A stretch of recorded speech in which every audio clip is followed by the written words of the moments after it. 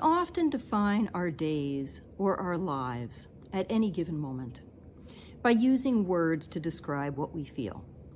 We might say, I'm happy, or I'm sad. We might say, I will be happy if, or I will be happy when. It stops snowing, for example, because that's what it's doing again in northern New York today.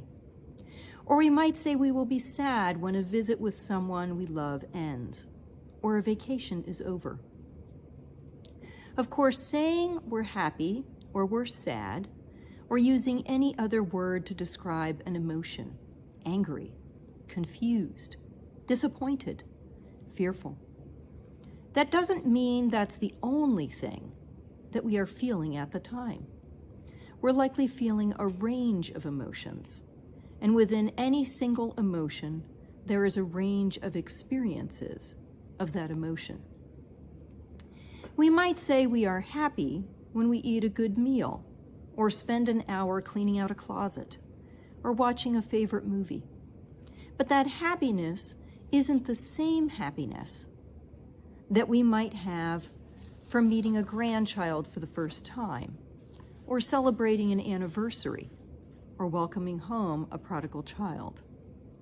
Similarly, the sadness that we feel from being disappointed because we've waited months to get together with someone and suddenly they can't make it, it isn't the same as the sadness we feel when we can no longer sit and talk with that person or give them a hug because they have passed away.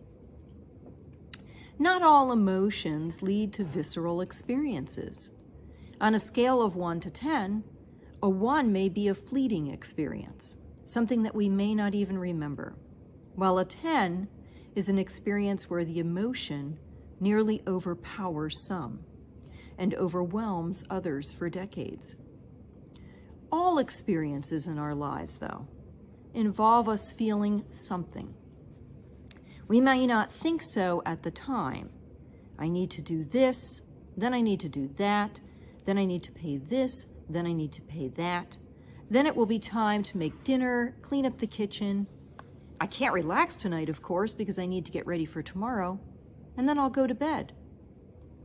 The feeling here is one of being on autopilot. We may feel like we are not in control.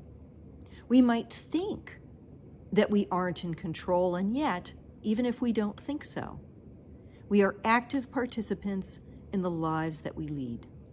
More importantly, we are active participants in the lives that we are called to lead. Notice I changed the wording. I added called to in front of to lead. That little change is a bit like adding whipped cream and nuts to a brownie sundae. Doesn't it make you happier knowing that the brownie sundae will taste that much sweeter and take that much longer to eat if it has whipped cream and nuts on top? Now that's assuming you like such things.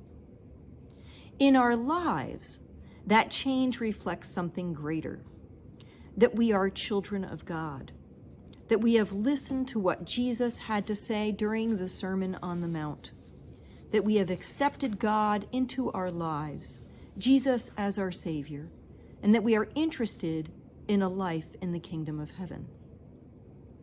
Now, it's hard not to get excited about the kingdom of heaven, and it's hard not to get excited about Jesus, especially at this time of the year.